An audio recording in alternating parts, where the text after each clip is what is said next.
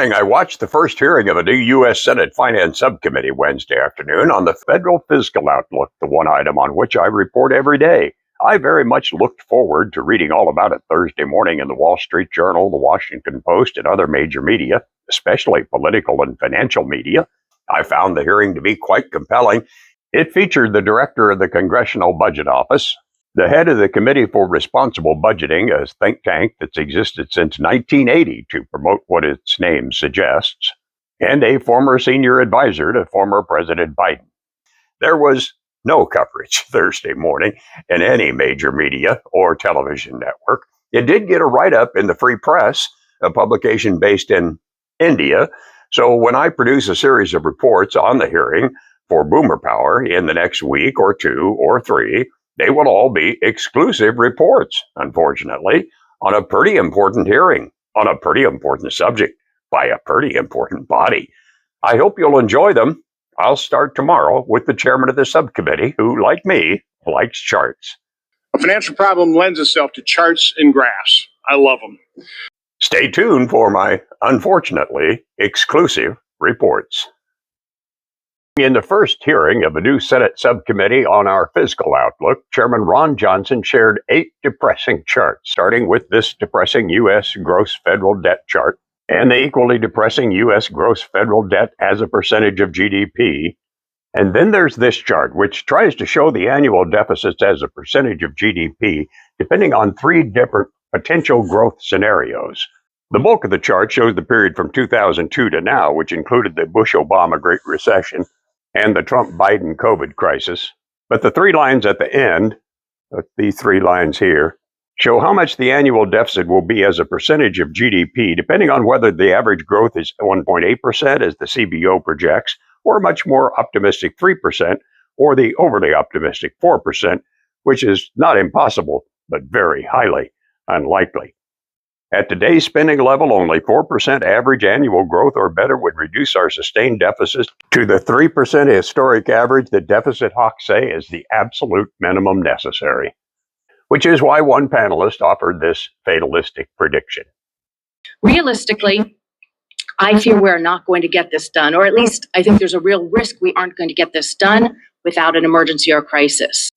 More from her another day. Tomorrow, the director of the Congressional Budget Office. The director of the Congressional Budget Office, a man with an obvious knack for the understatement, testified to a Senate subcommittee hearing this week that our budget deficit is historically unusual. You think?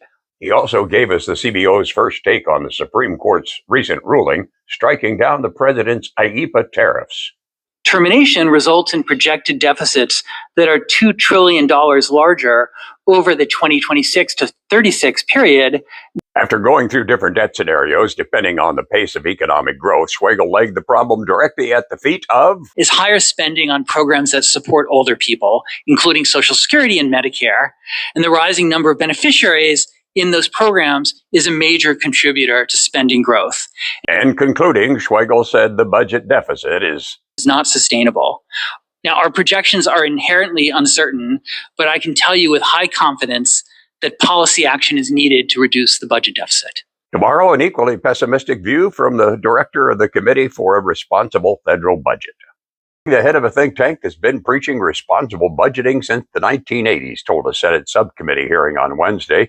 There is no good news about the nation's fiscal future. And she, like the head of the CBO who testified before her, attributed the future crisis to spending on older Americans. It's going to cause a generational resentment, and younger people are going to be right to be angry about it. Guinness laid out several recommendations her organization supports, including a goal of reducing the deficit to 3%. The Committee for Responsible Federal Budgeting believes the best chance of achieving that lies in a bipartisan fiscal commission. But I should point out that getting to 3% of GDP would require $10 trillion in savings. Given that $1.5 trillion in savings is the most we've had in over a decade, this would be in itself an incredibly heavy lift. Realistically, I fear we're not going to get this done, or at least I think there's a real risk we aren't going to get this done without an emergency or crisis. We have just released a break glass plan. So in case of emergency, there would be a plan that would be on the shelf that lawmakers would embrace. Tomorrow, a former senior advisor to former President Biden appears to disagree with her former boss on taxes. A former senior economic advisor to former President Biden came to a Senate subcommittee hearing on the nation's fiscal outlook last week with two major points to make. Her first claim was the only spending that's out of line is interest on the debt. Main reasons total spending projections are up relative to old projections is that they include the interest costs from financing past debt incurred. Now, she didn't explain how that past interest occurred without overspending in other areas, which of course we did. There was unanimous agreement on the debt being a major problem. The disagreement lies mainly on revenue generation. The former Biden advisor did surprise me on that score. I think there's certainly a sense that there has been growing inequality, and that has led to, I think, this increasing desire to get as much revenue as possible from the top. I am not saying that we shouldn't get revenue from the top, but I think it is a thing that people like to tell themselves that we can solve any revenue problems entirely from the top, and there's just simply not enough revenue there.